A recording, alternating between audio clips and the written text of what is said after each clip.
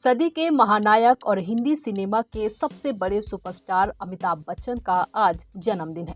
अमिताभ 80 वर्ष के हो गए हैं। इस अवसर पर अभिनेता अमिताभ बच्चन ने अपने फैंस को आश्चर्यचकित किया।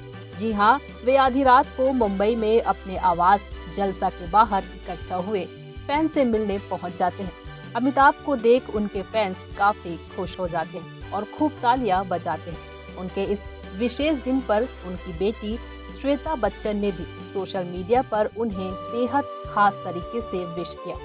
News+21 की पूरी टीम के तरफ से अमिताभ बच्चन को जन्मदिन की ढेर सारी शुभकामनाएं।